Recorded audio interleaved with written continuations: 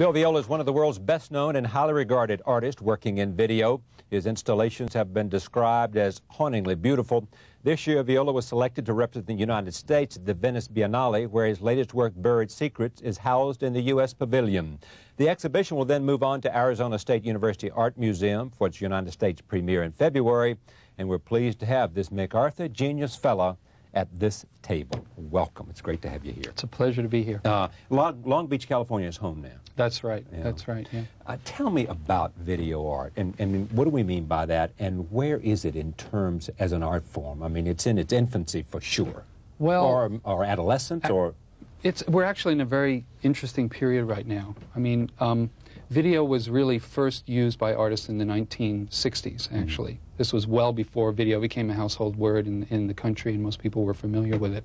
There was some early technology that was developed by companies like Sony, which shrank the size of these very, very large, almost refrigerator-sized equipment that you found in television studios of the era.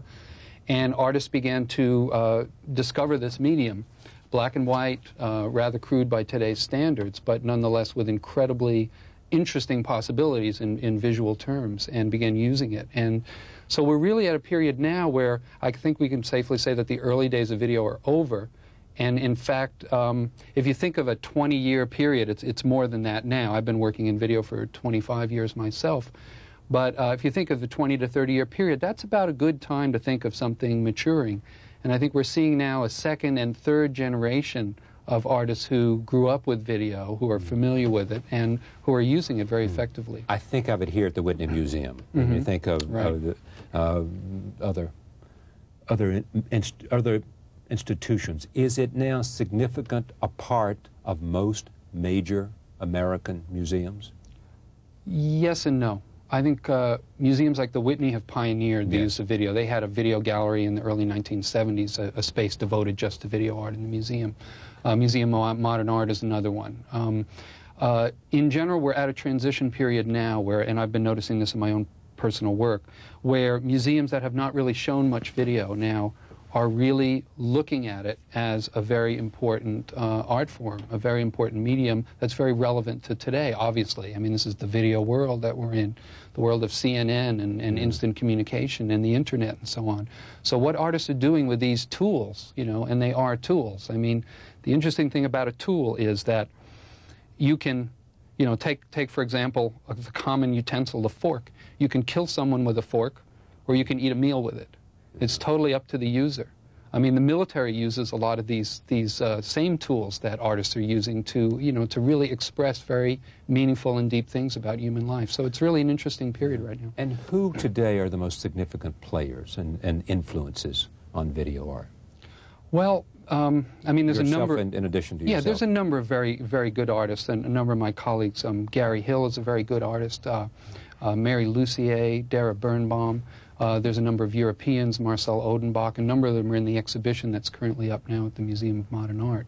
And I think the influences on the field, the one thing that's very exciting about video that has turned me on since I first saw this glowing image, you know, way back in 1970, is that it can be so much, you know. If you think that what this electronic image can give us, can bring us, a message from the President of the United States that's going to change world history, and a moving pattern of abstract electronic imagery that's going to give you a purely visual aesthetic experience. And within that range, there is a tremendous range of opportunity and possibilities. And furthermore, what's really exciting is, I don't think it's been since really the Renaissance where artists have been able to use a medium that one could say is the dominant communication form of the society. Where artists are able to use the medium that's a dominant communication form in the society. Yeah, the medium that I use as an artist to do the kinds of things that I want to do as an artist. It's the same medium that you people live with. It's the same medium that gives us CNN and all these other programs like this. It's really an extraordinary time. That hasn't existed historically in many, many years. Where are you in your own creative process? You work a lot with family. That's true, yes. Yeah. Why that? I mean, where does that come from? Well, I think if I look at the work that I've been doing, I'd have to say that it's about transforming experience, transforming my experience. The one thing the video camera gave me that a pen and pencil and paper or a brush and canvas didn't when I was in art school was the ability to look at the real world through an open eye and to record events as they were occurring. And that kind of direct connection to life just liberated me so much from my art school training that I could just go out on the street with these new kind of portable cameras and open this eye and take in the things that you live with on a daily basis. They weren't rarefied, they weren't special. They were just real and direct and mundane. And as I've grown over the years, I have 2 kids now, 2 wonderful kids, and a wonderful wife, and that kind of effect of my life of that process of watching a child being born. I mean, I will never forget that as long as I live. That is an image that is just burned into my psyche. And that kind of emotional and psychic change that imparts to one. The same year my second son was born, my mother passed away. Those events have all become a part of my work because they are not necessarily about my family, my kids, my mother, but they are about the family, the mother, the children of which we are all a part of. And that's the kind of essence. If you can connect, this is where, you know, I don't pretend to be even begun on the work that I've done, and maybe I've hit a few things that have spoken to a lot of people, but when I look at the great artists in the past who are my inspiration, I can see that they've done something that clicks. They've hit something that is very specific and true to themselves, but it expands beyond who they are. It goes beyond that, and it can reach us. You can go to the Met, you can see Vermeer, and you can stand in front of that painting that this man stood in front of several hundred years ago, and there's this like moment of communication that is just magical. Who are those artists that have influenced you? Well, one of my most deepest connections that I have is actually not with a visual artist, it's with a poet. There is a Persian poet from the 13th century by the name of Jalal al-Din Rumi, who has given the world some of the most exquisite and extraordinary literary masterpieces, who is not as well known here in the West as he should be. And how did you discover him? Through reading. I've always been interested in a very broad range of topics. Yeah. I think probably the last thing I would pick up to read would be an art magazine or an art journal. Yeah. But Rumi talked to me through the ages, and he has a way of just speaking in the most beautiful, profound terms. And William Blake is another one I've been very interested in, who's a poet as well as an artist. And of course the classics, you know, Velázquez and Goya. Yeah. But Buddhism, your own Buddhism play a role?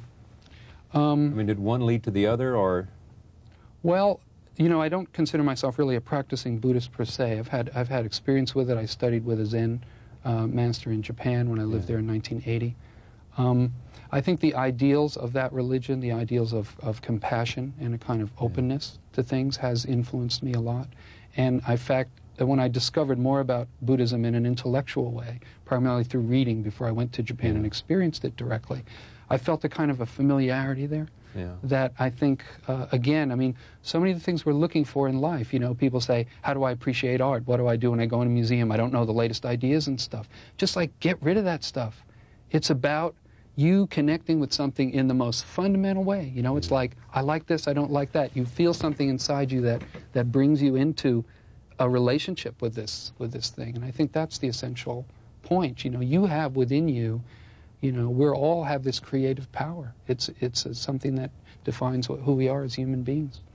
And artists seem to be able to touch it deeper and to offer it for others to connect with them more.